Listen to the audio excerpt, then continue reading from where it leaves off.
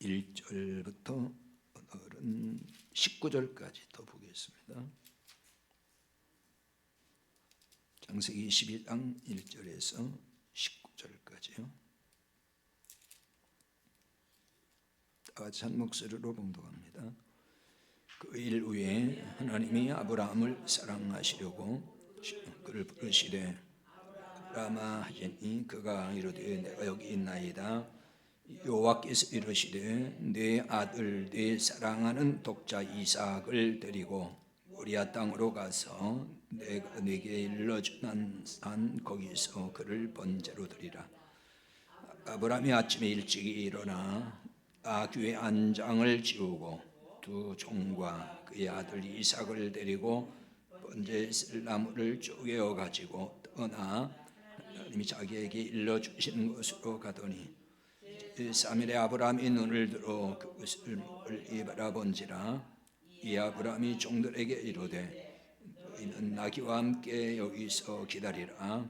내가 아이와 함께 저기 가서 예배하고 네가 너희에게로 돌아오리라 하고 아브라함이 이에 번제 나무를 가져다가 그의 아들 이삭에게 지우고 자기는 불과 칼을 손에 들고 두 사람이 동행하더니 이삭이 그 아버지 아브라함에게 말하되 내 아버지여 하니 그가 이르되 내 아들아 내가 여기 있노라.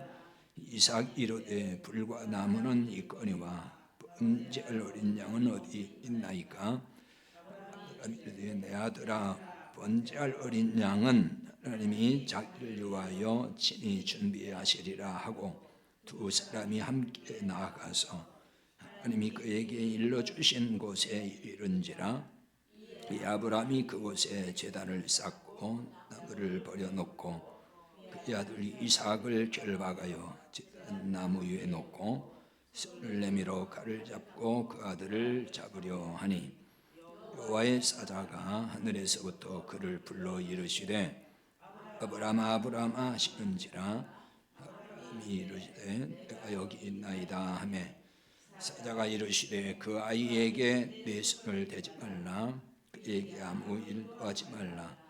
내가 내 아들 내 독자까지도 내게 아끼지 아니하였으니 내가 이제야 내가 하나님을 경외하는 줄을 아노라. 아브라함이 눈을 들어 살펴본즉 한 순양이 뒤에 있는데 뿔이 수풀에 걸려 있는지라. 아브라함이 가서 그 순양을 가져다가 아들을 대신하여 번제로 드렸더라. 아브라함이 그 땅 이름을 여호와 이레라 하였으므로 오늘까지 사람들이 이르기를 여호와의 산에서 준비되리라 하더라. 여호와의 사자가 하늘에서부터 두 번째 아브라함을 불러 이르시되 여호와께서 이르시기를 내가 나를 가리켜 맹세하노니 내가 이같이 명하여 네 아들 네 독자도 아끼지 아니하였은즉 내가 네게 큰 복을 주고 네 지가 크게 번성하여 하늘의 별과 같고 바닷가의 모래와 같게 하리니 내 씨가 그 대적의 성물을 차지하리라. 내 씨로 말미암아 천하 만민이 복을 받으리니 이는 내가 나의 말을 준행하였음이니라 하였다 하니라. 이 아브라함이 그의 종들에게로 돌아가서 함께 떠나 브엘세바에 이르러 거기 거주하였더라. 아멘. 2주 전에 오늘 읽은 말씀을 같이 살펴봤는데요. 그때 영상에 녹화가 잘 안 됐어요. 그래서 유튜브 영상을 올리지를 못했습니다. 수요일 말씀을 기다리는 분들이 많이 있어요. 의외로. 그래서 다시 좀 올려야 되겠다 싶어가지고 여러분들은 이제 그때 들었던 말씀을 오늘 다시 듣는 말씀이 되겠지만은 이제 영상을 올리면은 또 다른 분들은 처음 듣는 말씀이라서 여러분들이 이렇게 이해를 해주시기를 바라고요. 그 대신 그때 다 말씀드리지 아니했던 그 뒤에 있는 말씀들을 조금 더 추가적으로 오늘 살펴보도록 하겠습니다. 또 말씀은 한 번만 들어가지고 다 소화하는 것도 아니에요. 2번, 3번 들으면서 또 그 말씀을 충분히 이해도 하고 깨닫기도 합니다. 그래서 한 번 더 듣는 것도 괜찮다는 생각이 듭니다. 오늘 1절부터 이제 다시 보겠는데요. 자, 1절 거기 적어놓은 대로 같이 한번 읽어볼까요? 그 일 후에 하나님이 아브라함을 시험하시려고 그를 부르시되 아브라함이라 하시니 그가 이르되 내가 여기 있나이다. 하나님이 아브라함을 왜 시험하셨을까? 아브라함의 그 시험의 이야기는 기독교인이라 그러면 모르는 사람이 없어요. 그만큼 아주 많이 알려져 있는 이야기이고 또 다 알고 있는 이야기입니다. 아브라함을 하나님이 시험하신 그 이유를 통해서 그것은 결국 무엇을 말하냐면은 하나님이 우리를 시험하신다면은 왜 시험하실까? 그렇게 봐야 되는 거죠. 성경의 모든 이야기는 남의 얘기가 아니고 바로 나의 이야기고 우리의 이야기인 거예요. 아브라함에 대한 시험은 곧 우리에 대한 시험이다. 이렇게 봐야 되는 거죠. 여기 이제 시험하다 하는 동사는 나사라고 합니다. 히브리 말로. 이 말은 시험한다 그런 기본적인 뜻과 함께 증명해 보인다는 거, 혹은 입증한다, 또는 훈련한다 이런 뜻도 있습니다. 하나님이 시험 대상자의 상태를 몰라서 이런 시험을 하실까? 하나님은 아브라함의 믿음의 상태를 모르셨기 때문에 알고 싶어서 시험했을까? 그게 아니라 그랬죠. 시험의 대상, 시험 대상자의 상태를 하나님은 속속들이 다 아셔요. 모르시는 분이 아니죠. 그렇다면 왜 하나님이 시험하시는 걸까 하는 거죠. 아니 다 아시면서 왜 또 시험하실까? 그거는 시험 대상자에게 상태, 자신의 상태를 보여주는 거예요. 알게 해주는 거다 그 얘기죠. 선생이 학생들을 가르치고 나면 이제 시험을 치잖아요. 그건 그 학생에게 내 상태가 이 정도야, 내 실력이 이거야라고 보여주는 것처럼 하나님이 우리를 시험하는 건 하나님이 우리를 몰라서가 아니고 다 하나님 아시지만은 우리 상태를 우리로 하여금 깨닫게 해준다, 보게 해준다는 것입니다. 하나님이 아브라함을 시험하시는 것도 바로 이런 관점에서 봐야 하는 겁니다. 하나님이 아브라함의 믿음의 상태를 몰라서 시험하신 게 아니라 그 얘기죠. 하나님이 아브라함에게 믿음의 상태를 알려주기 위해서, 그러니까 아브라함에게 알려주는 거예요. 아브라함 스스로 보게 하는 거죠. 자, 하나님은 아브라함에게 어떤 시험을 하셨어요? 2절이죠. 같이 봅니다. 여호와께서 이르시되 내 아들 내 사랑하는 독자 이삭을 데리고 모리아 땅으로 가서 내가 네게 일러준 한 산 거기서 그를 번제로 드리라. 바로 이거였죠. 겉으로 보면은 이건 아브라함에게 정말 잔인한 시험이죠. 아니 100세에 그 어렵게 아들을 주시더니 번제로 바쳐라, 잡아 바치라는 얘기잖아요. 근데 이게 상식적으로 이해할 수 없는 시험이죠. 납득할 수 없는 시험인 거죠. 굉장히 잔인하게 보이죠. 그러면 하나님이 이렇게 잔인한 분일까? 하나님은 결코 잔인한 분이 아니죠. 은혜로우시고 자비로우신 분이에요. 그렇다면 이 문제를 어떻게 이해해야 할까 하는 거죠. 자, 이 문제를 풀기 위해서는 이 시험의 성격을 알아야 된다 그랬죠. 자, 그러기 위해서 이제 살펴볼 사항이 있는데 그것은 여기 독자 이삭이라는 바로 용어입니다. 독자 이삭. 이삭은 엄밀하게 말하면 독자가 아니라 그랬죠.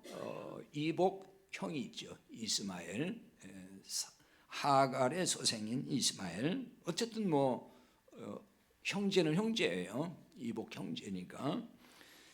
그러니까 그런데 독자 이삭이라고 쓰는 말은 왜 이 말을 쓰냐면은 이삭은 언약의 아들이기 때문에 그런 거예요.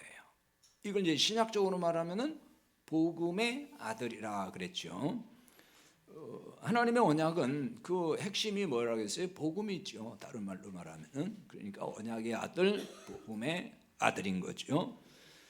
독자라는 말은 히브리어의 야이드라고 하는 말인데 이거는 유일하다는 뜻이에요. 근데 또 이게 외로운이라는 뜻도 있고, 근데 이 말이 어디서 나왔냐 그러면은 결합시킨다, 결합한다, 연합한다, 하나가 되게 한다는 뜻의 야하드에서 나온 말이 여기 독자,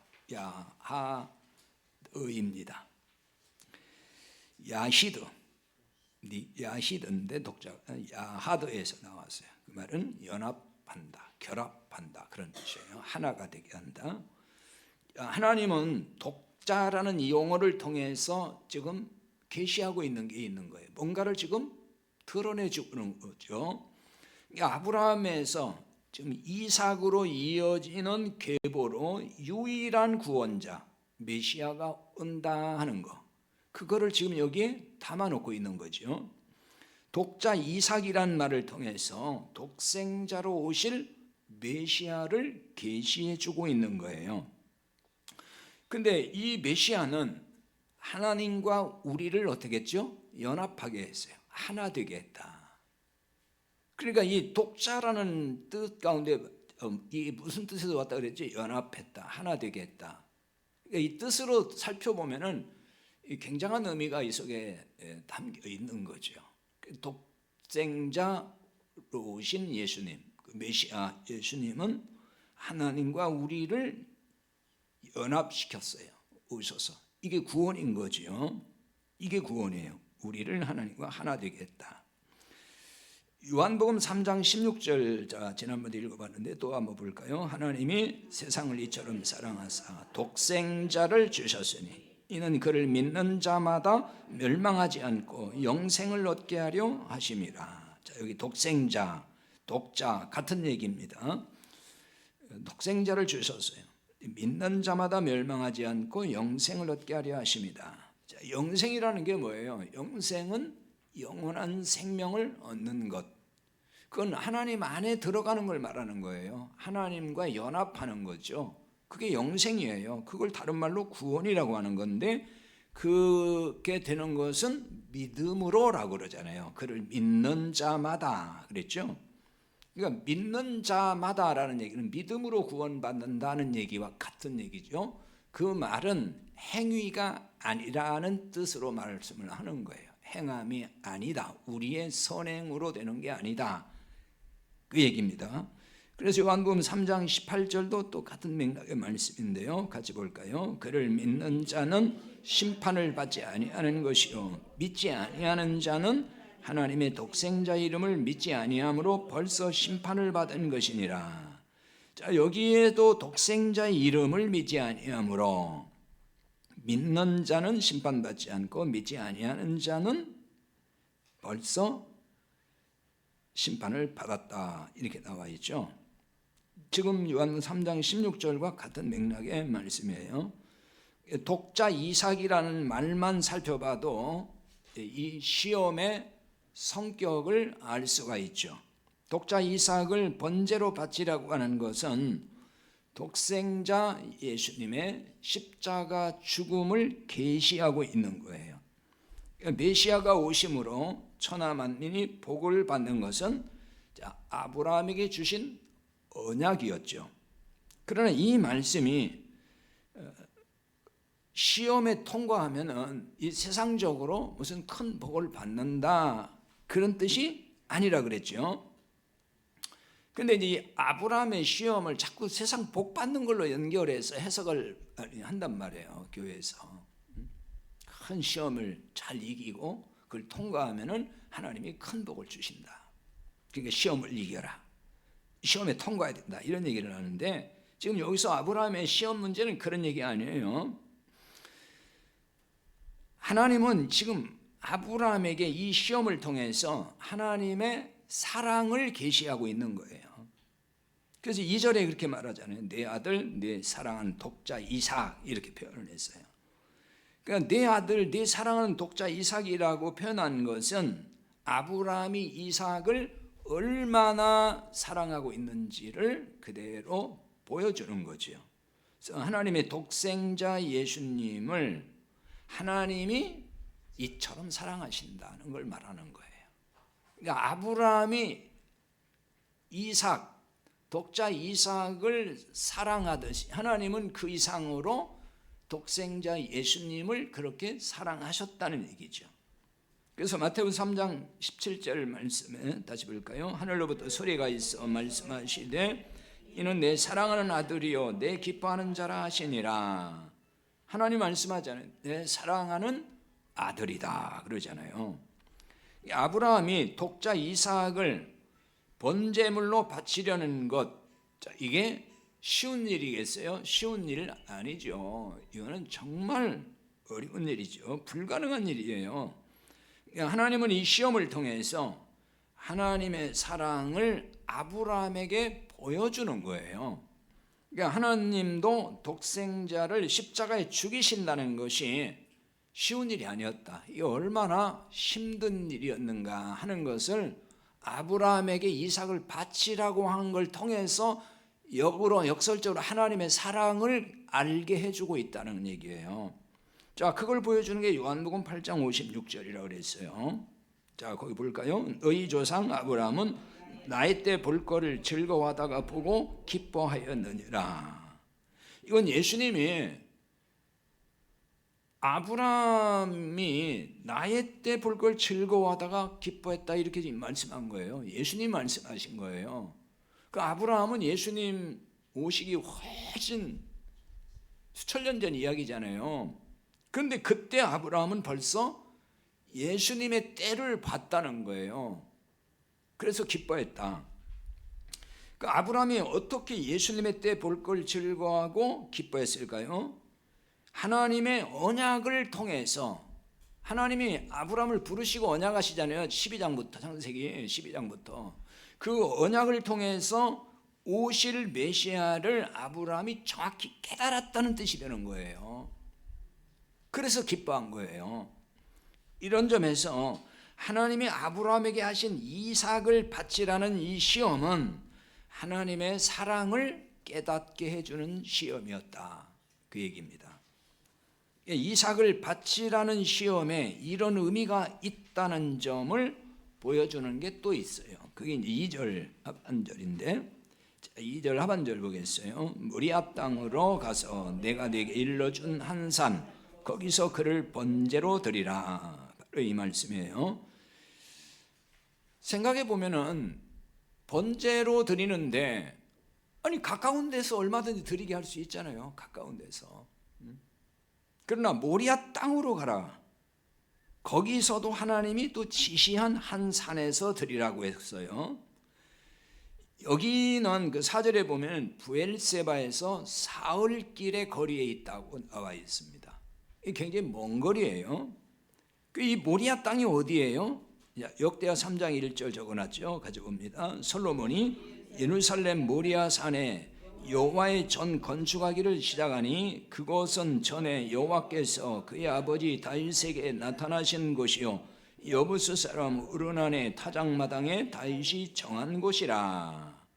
바로 이 말씀에 나와 있죠. 모리아 땅이 어디라고 그랬어요? 모리아 산에 여호와의 전 건축하기를 시작했다. 이삭을 번제로 바치라는 모리아 땅이 훗날 성전을 건축한 땅이 돼요. 그게 예루살렘이 되는 겁니다. 이삭이 번제로 바쳐지는 곳에 훗날 그러니까 성전이 세워진 거죠. 예루살렘 성전은 무엇에 대한 그림자라고 그랬죠? 예수 그리스도에 대한 그림자, 모형입니다. 구약의 성전은 오실 그리스도에 대한 그림자로 보여주는 거예요. 그건 지난 주일에도 설교를 통해서 말씀드렸죠. 예수 그리스도의 십자가 죽음과 부활로 이 말은 뭐냐면 새로운 성전 시대가 열렸다. 성전으로 오신 예수 그리스도, 그분이 이제 십자가에 죽고 부활하심으로 승천하시고 보혜사 성령을 보내시잖아요. 그러므로 새로운 성전 시대가 열려요. 이건 뭐라고 하겠죠? 구원받은 자를 성전 삼으시는 하나님의 사랑을 말해주는 거예요. 구원받은 우리를 하나님의 성전 삼아요. 그래서 우리가 성전이라고 그랬죠. 하나님의 집. 우리가 하나님의 집이에요. 이제 이게 또 다른 말로 말하면 아까 말씀드린 대로 독자란 말이 연합, 하나 되게 한다는 뜻에서 왔다 그랬죠. 하나님이 우리 안에 오셔요. 영으로. 그래서 우리를 성전 삼으신 거란 얘기고 그걸 하나님의 집이라고도 하는 거예요. 그럼 우리가 뭐가 된 거죠? 연합이 된 거잖아요. 하나가 된 거. 그걸 말하는 거예요. 이게 얼마나 놀라운 하나님의 사랑인가 하는 거예요. 우리를 하나님이 집 삼으시고 우리를 성전 삼으시고 우리가 하나 된 거잖아요. 이게 얼마나 놀라운 하나님의 사랑이냐고요. 하나님은 아브라함에게 시험을 통해서 바로 이 같은 하나님의 사랑을 보게 한 거예요. 자, 다시 말씀드리지만은 가장 소중한 자식을 바치면, 가장 소중한 뭔가를 바치면 하나님이 큰 복을 주신다는 시험이 아니다 그 얘기예요. 그런 시험을 말하는 게 아니에요. 그러니까 이 시험은 하나님의 참 사랑이 무엇인지를 보여주는 시험이에요. 아브라함은 아침에 일찍 일어나 두 종과 이삭과 함께 길을 떠났어요. 사흘 길을 걸어서 이제 하나님이 알려주신 곳으로 갔죠. 이 종들에게는 나귀와 함께 여기 기다리라고 하면서 이렇게 말합니다. 5절에 반절에 내가 아이와 함께 거기 가서 예배하고 우리가 너희에게로 돌아오리라 이렇게 말하죠. 그러니까 이삭을 번제로 드리면은 다시 돌아올 수 있어요? 못 돌아오잖아요. 그런데 돌아온다 그래요. 이건 뭘 의미하겠어요? 이삭은 죽지 않는다 하는 게 전제된 말이에요. 아브라함은 그 믿음이 있는 거예요. 죽지 않는다. 또 다르게 말하면 죽어도 산다. 하나님이 살리신다. 그걸 믿은 거예요. 그게 히브리서 11장 17절에서 19절에 있는 말씀이에요. 같이 봅시다. 아브라함은 시험을 받을 때 믿음으로 이삭을 드렸으니 그는 약속들을 받은 자로 돼 그 외아들을 드렸느니라. 그에게 이미 말씀하시기를 내 자손이라 칭할 자는 이삭으로 말미암으리라 하셨으니 그가 하나님이 능히 이삭을 죽은 자 가운데서 다시 살리실 줄로 생각한지라. 하나님이 능히 이삭을 죽은 자 가운데 살리실 줄을 생각했다. 아브라함의 믿음을 여기 보여주고 있어요. 아브라함이 이삭을 드렸다고 하는 것은 하나님의 언약을 믿었다는 말이 되는 거예요. 하나님의 언약. 만약 이삭이 죽고 그대로 끝나면은 하나님의 언약은 거짓이 되는 거잖아요. 하나님의 언약은 믿을 수가 없는 것이 돼요. 하지만 하나님은 언약을 지키시는 분이심을 아브라함이 이제 체험을 하게 되는 거잖아요. 이삭을 바치는 사건을 통해서 체험한 거예요. 경험을 했다는 거죠. 그러니까 아브라함은 번제에 사용할 나무를 가져다가 이삭에게 지우고 가죠. 그리고 자신은 불과 칼을 손에 들고 가고 있어요. 그 아들 이삭이 아무리 봐도 번제할 어린 양을 준비한 것 같지 않아요. 그래서 아버지 아브라함에게 이삭이 이제 묻잖아요. 번제할 양이 어디 있습니까? 아니 나무도 가져가고 불도 가져가고 칼도 다 있는데 번제할 어린 양은 정작 어디 있는 겁니까? 이렇게 묻잖아요. 이때 아브라함이 이렇게 말하죠. 8절이죠. 같이 봅시다. 아브라함이 이르되 내 아들아 번제할 어린 양은 하나님이 자기를 위하여 친히 준비하시리라. 번제할 어린 양은 하나님이 자기를 위해 친히 준비하시리라 그랬어요. 여기 친히 준비하다 이 말은 히브리어의 라란 동사인데 이게 자주 나오는 말이에요. 전에도 나왔던 단어이긴 한데 기본적으로 본다 그런 뜻이에요. 본다. 그러면서 이 말은 인지한다, 알고 있다, 혹은 돌본다 뭐 여러 뜻이 있습니다. 이것이 지금 아브라함의 믿음이라는 거예요. 즉 하나님은 번제할 어린 양이 필요하다는 거 이미 하나님은 아시고 있고 아브라함의 모든 상황을 하나님은 이미 다 보고 계신다 그 얘기예요. 다 보고 다 이미 알고 있다는 얘기예요. 그게 여기서 친히 준비한다 그런 뜻입니다. 자, 이삭을 이제 죽이려고 할 때 하나님의 사자가 가로막았죠. 그리고 이렇게 말씀하죠. 12절 하반절에 내가 이제야 내가 하나님을 경외하는 줄 아노라. 자, 지난번에 설명했지만은 하나님이 이제서 알았을까? 아브라함이 하나님을 경외하는 사람인지 아닌지를 이제서야 알았을까? 하나님은 다 알고 계시는 거잖아요. 하나님이 그런 걸 통해서나 알고 계신다면 하나님은 전지하신 분이 아니죠. 다 아셔요. 하나님은 다 아신 겁니다. 아브라함의 이런 믿음을 다 아셨습니다. 그러니까 이 말은 뭐냐? 아브라함의 믿음을 하나님이 아브라함에게 확인시켜 준 거예요. 아브라함이 스스로 알도록 내 믿음이 이거다, 지금 내 믿음이 이 상태다 하는 걸 알려준단 말이에요.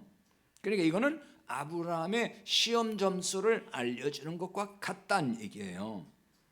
그러므로 아브라함의 믿음을 더 확고하게 해준 거죠. 흔들리지 않도록 분명하게 해준 거예요. 자, 하나님이 인정하신 믿음이 무엇인지 더 확실해졌고 굳건하게 된 겁니다.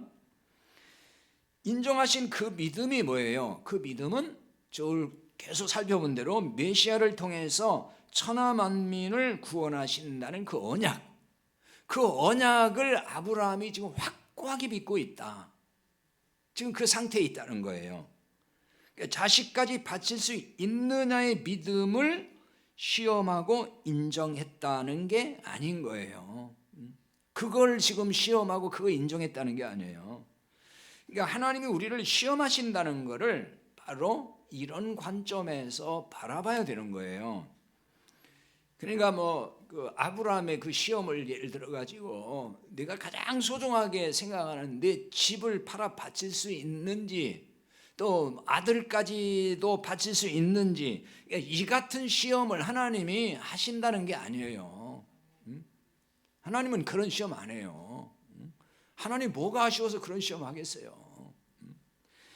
가장 큰 것을 바치면은 시험에 통과하는 거고, 그러니까 큰 복을 받는다는 등의 그런 이야기가 아니다 그 얘기예요.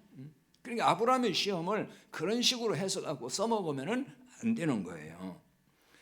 자, 그 점을 이제 뒤에서 또 계속 볼 수 있는데 13절 봅니다. 13절. 눈을 들어 살펴본즉 한 순양이 뒤에 있는데 풀이 수풀에 걸려 있는지라 아브라함이 가서 그 순양을 가져다가 아들을 대신하여 번제로 드렸더라. 여기 이제 순양이 나오는데요. 순양은 시브리어의 아일이라는 말이거든요. 순양으로 이제 주로 번역을 하지만은 기둥 혹은 나무라는 뜻이 또 있어요. 기둥이나 나무.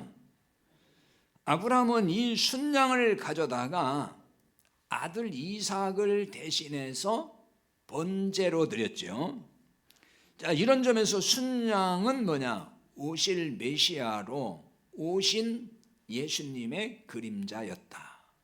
순양은 그리스도의 모형, 그림자로 보여준 거예요. 이삭이 죽어야 되는데 지금 대신 누가 죽은 거예요? 순양이 죽잖아요. 이삭이 죽어야 되는데 순양이 죽어요. 그러니까 여기서 이삭이 누구라는 얘기죠? 우리라는 얘기예요. 나.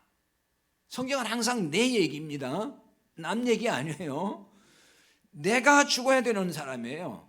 근데 대신 예수님이 죽으신 거예요. 그걸 보여주는 거예요. 그러니까 예수님이 대신 죽은 것은 무슨 뜻이에요? 내가 스스로 구원을 이룰 수 없다는 말이잖아요. 내가 스스로 구원을 이룰 수 있는 존재라면은 예수님은 십자가에 죽으실 이유가 없어요. 내가 스스로 죄 문제 해결할 수 없고, 그래서 내가 나를 구원할 수가 없어요. 그렇기 때문에 하나님이 이걸 아시니까 예수님이 오셨고, 예수님이 우리를 대신하여 십자가에서 우리 죄짐을 다 짊어지고 죽으신 거예요. 하나님이 아브라함을 시험하신 일은 이 같은 구원을 확인시킨 거예요. 그러니까 아브라함에게 주신 언약 속에 이 같은 내용이 있다는 거예요. 그러니까 내가 너를 구원할 수 없다는 걸 알려준다는 거예요. 아브라함, 내가 스스로 너를 구원할 수 없어. 너의 선행을 통해서 구원받는 게 아니야. 이거를 보여주고 있다는 거예요. 자, 아일이란 말은 순양인데 나무의 의미도 있다 그랬죠. 나무. 지난주일에도 나무가 예수님이라고 말씀을 드렸죠. 그러니까 이 나무, 이 뜻으로 보면은 순양이 나무라는 의미가 있는데 이 뜻으로 보면은 오실 그리스도, 그러니까 그리스도가 오셔서 어떤 일을 하셨는지 그것을 보여주고 계시하고 있다는 거죠. 자, 나무라는 뜻은 뭐죠? 예수님의 십자가를 말하는 거예요. 나무에 매달렸다 그러잖아요, 예수님이. 그 십자가, 거기에 달려 우리 죄를 대속해 주실 것을 보여준다. 그러니까 순양은 예수 그리스도를 모형으로 보여주는 것이고 그 속에 담긴 단어의 뜻을 통해서 바로 이런 것들이 전부 다 계시되어 있다는 걸 알 수가 있어요. 그 다음에 기둥의 뜻이 있다 그랬죠. 기둥. 순양으로 오신 그리스도, 그분이 누구라는 거죠? 진리의 기둥이다 그 말이에요. 예수님이 진리로 오셨잖아요. 그 진리로 오셨다는 얘기는 진리의 기둥이라는 말과 같은 거예요. 디모데전서 3장 15절에 거기서 올랐습니다. 같이 볼까요? 이 집은 살아계신 하나님의 교회요 진리의 기둥과 터이니라. 이 집은, 이건 이제 교회를 말하는 거예요. 건물을 말하는 게 아니라 그랬죠. 교회는 이 집은 하나님의 교회고 진리의 기둥과 터다. 진리의 기둥. 그 기둥이 어떤 역할을 하죠? 건물을 받치고 있잖아요. 기둥이. 그러니까 교회를 떠받치고 있는 것이 뭐라는 거예요? 진리라는 거예요. 진리. 진리를 다른 말로 뭐라고 그래요? 복음. 복음의 진리가 교회를 지탱하고 있는 거죠. 그러니까 교회가 복음의 진리가 사라지면은 교회는 교회일 수도 없고 지탱할 수가 없어요. 진리의 복음만이 교회를 지탱하고 간다 그 얘기입니다. 아브라함이 순양으로 번제를 드린 후에 그 땅을 여호와 이레라고 했습니다. 14절이죠. 같이 봅시다. 아브라함이 그 땅 이름을 여호와 이레라 하였으므로 오늘날까지 사람들이 이르기를 여호와의 산에서 준비되리라 하니라. 자, 여호와 이레라는 말은 뭐 많이 알고 있고 또 많이 써먹기도 하죠. 여호와 이레. 히브리어 원문에는 여호와 이레 그런 뜻인데 이거는 하나님이 준비하신다 그런 뜻입니다. 그럼 하나님이 뭘 준비한다는 거겠어요? 하나님이 준비하시는 것은 구원을 준비하시는 거예요. 순양을 준비했어요. 예수 그리스도를 모형한다 그랬죠? 그러니까 그건 뭐죠? 구원을 준비하시는 하나님. 우리의 구원을 다 예비하셨단 말이에요. 근데 어디서 준비하셔요? 여호와의 산 그랬죠. 여호와의 산에서. 여호와의 산은 신약으로 보면은 예수님이 십자가에 못 박힌 골고다, 거기를 말하는 거예요. 이걸 이제 갈보리라고도 그러죠. 갈보리는 라틴 말이에요. 골고다는 히브리 말이고 골고다. 여기 산 그랬는데 산은 하르 그래서 이거 언덕이라는 뜻이에요. 언덕. 골고다 언덕에서 예수님이 십자가에 못 박혀 죽으셨잖아요. 이처럼 하나님은 우리의 구원을 아주 세밀하게 다 계획하고 계셨고 그 계획에 따라서 이루신 거예요. 그게 하나님의 구원 언약이에요. 그게 언약인 거예요. 그 하나님은 지금 아브라함에게 이제 맹세를 하셔요. 15절 17절인데 자, 같이 읽어보겠습니다. 여호와의 사자가 하늘에서부터 두 번째 아브라함을 불러 이르시되 여호와께서 이르시기를 내가 나를 가리켜 맹세하노니 내가 이같이 행하여 내 아들 내 독자도 아끼지 아니하였은즉 내가 네게 큰 복을 주고 네 씨가 크게 번성하여 하늘의 별과 같고 바닷가의 모래와 같게 하리니 내 씨가 그 대적의 성문을 차지하리라. 여호와께서 이르시기를 내가 나를 가리켜 맹세하노니 이렇게 나와 있죠. 이 맹세라는 말은 샤바라고 그럽니다.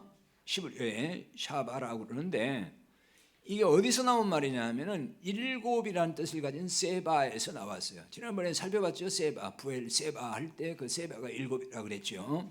거기서 나온 말이에요. 그래서 이 샤바, 이 맹세란 말은 7번 말한다는 뜻이 있어요. 7번 말한다. 그러면 여기서 맹세, 자 7이라는 수는 완전수라고 알고 있죠. 그러니까 7번 말한다는 얘기는 완전한 맹세를 말하는 거예요. 완벽하게 지키는 맹세, 그걸 말하는 거예요. 그러니까 하나님이 아브라함에게 하신 이 맹세는 완벽하게 지킬 맹세, 조금 더 변함이 없는 그 맹세를 의미하는 겁니다.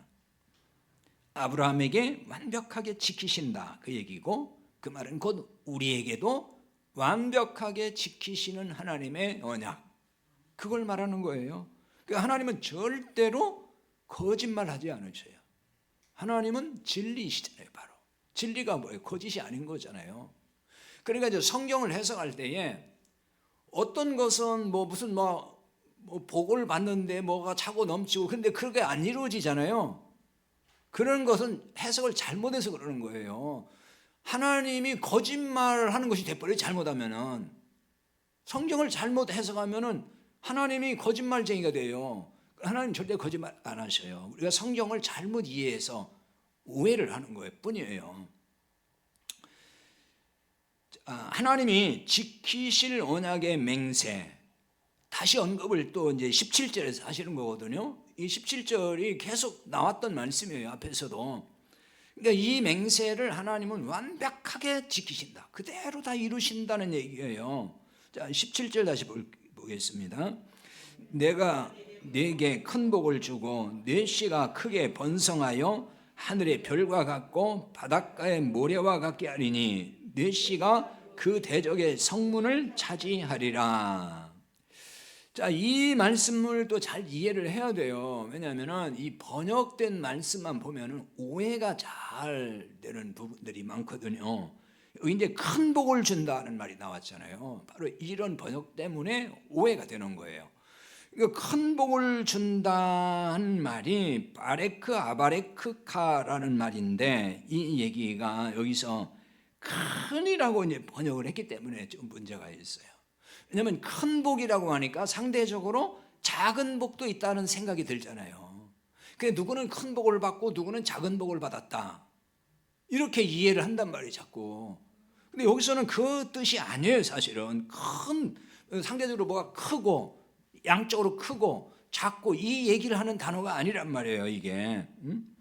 자, 거기 적어놨기는 했지만은 복잡하게 볼 거 없고, 무슨 얘기냐면은 그 설명한 거 읽어보시면 되고요. 그 절대형, 미완료형 이런 거는 어려운 얘기니까 설명을 제가 그냥 생략하고 쉽게 설명드릴게요. 뭐냐면은 큰 복을 준다는 말, 그러니까 여기 크다는 말도, 그러니까 복이라는 말을 바라크 그러거든요. 그 단어에 똑같이 크다는 것도 복이라는, 복 준다 하는 바라크, 그 다음에 또 복을 준다는 것도 똑같이 바라크. 그러니까 그 복이라는 단어가 원문에는 2번 연속으로 그냥 쓰는 거예요. 그런데 그걸 의역을 해가지고 큰 복이라고 한 거예요. 큰 복. 그러니까 이 구절은 반드시 아브라함에게 복을 주신다, 반드시 그 언약을 이루신다라고 하는 강조 용법인 거예요. 근데 이거를 이제 큰 복이라고 번역을 하고 보니까 사람들은 큰 복이 있으니까 아브라함같이 큰 믿음이 있으면 큰 복 받고, 믿음이 작으면 작은 복을 받는구나, 또 이런 식으로 오해를 하는데 그 얘기가 아니에요. 그러니까 하나님이 주시는 복이 큰 게 있고 작은 게 있고 그런 뜻이 아니란 말이에요. 하나님이 주시는 복은 모두 다 큰 복이에요. 작은 복은 없어요. 아니 하나님이 차별하는 거잖아요. 누구는 큰 복 주고 누구는 작은 복 주고. 아니 그 헌금 많이 한 사람은 큰 복 주고 헌금 조금 하면 작은 복 주고, 그러면 돈 없는 사람은 조금밖에 못하면 작은 복 받는 거예요. 그래서 그거 아니란 말이에요. 아니 그저께도 어떤 자매가 전화가 왔는데요.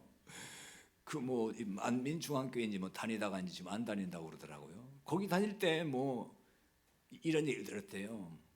11조 안 하면은 구원 못 받고, 주일을 안식일이라고 하면서 안식일 한번 빠지면은 뭐 계단이 하나 뭐 없어지게 돼 가지고 천국 올라가기가 힘들어지고, 또 천국에 가면은 뭐 층층이 있어 가지고 하나님 보좌가 있는 그 천국이 있고, 또 그 밑에 또 천국이 있고, 그래서 그 헌금을 얼마나 많이 했느냐 뭐 이런 거에 따라서 그 층이 달라진다는 거예요. 이게 성경에 있지도 않은 얘기를 왜 그렇게 잘 꾸며내는지 모르겠어요. 그러니까 이런 이제 큰 복, 작은 복도 다 그런 개념에 자꾸 얘기를 하는 거예요. 이 땅에서 충성 많이 하고 뭐 돈 많이 내고 헌금 많이 한 사람은 큰 복을 받는다. 하나님 나라 가서도 하나님 보좌가 있는 그 천국에 들어가고, 그렇지 못한 사람은 또 하층으로 내려가고, 이렇게 얘기를 했다고 그래서 제가 기억했거든요. 참 희한한 게 많아요, 진짜. 하나님이 주시는 큰 복. 자, 그 큰 복이 뭐예요? 딱 하나예요. 아브라함이 받은 복음이에요, 복음. 복음을 받고 믿게 된 게 그게 큰 복이에요. 내 씨가 크게 번성하여도 그랬죠. 크게 번성하여, 이것도 그 앞에 큰 복을 주고라는 그 용법과 똑같아요. 번성하다라는 말이 히브리의 라바라고 하는 기본 동사 라바인데, 거기 이제 웨아르바 아르베, 이 말은 똑같이 번성하다 하는 말을 두 번 쓴 거예요, 이게. 그러니까 동사를 이렇게 두 번 사용하는 것은 항상 강조 용법이거든요. 그러니까 번성할 거를 강조하고 있는 거예요, 이것도. 뭐 크게 번성하는 사람이 있고 적게 번성하는 사람이, 그런 얘기가 아니에요, 이게. 그래서 이 번역에 참 문제가 많아, 이런 점에서 보면은.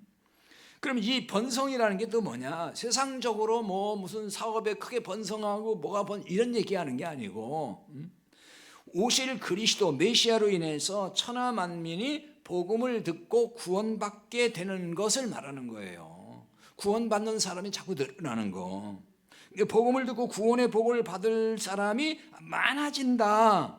그걸 여기 번성한다고 얘기한 거예요. 근데 하나님은 바로 이 일을 먼저 씨를 받은, 생명의 씨가 있는 우리를 통해서 행하시는 거예요. 자, 우리가 복음을 전해서 구원받게 하면은 그게 남에게 복을 받게 하는 거예요. 그래서 아브라함의 복의 근원이 된다 그러잖아요. 그러니까 아브라함을 통해서 복음이 전해져서 구원받으면 그게 복을 받게 해주는 거. 그러니까 여러분이 복음을 전해서 누군가 구원받게 되면 그 사람이 복을 받는 거. 그게 복의 근원으로 사는 거예요. 많은 사람에게 복음을 전하여서 구원의 복을 받게 하는 일이 얼마나 복된 일인가 하는 것을 우리는 늘 생각하고 복음을 전하는 그 일을 감당해야 돼요. 이렇게 사는 일이, 복음을 전하면서 생명 살리는 일을 하는 일, 이것이 복받은 사람으로 살아가는 길이기 때문입니다. 우리 이제 405장 찬송하고 마치겠습니다.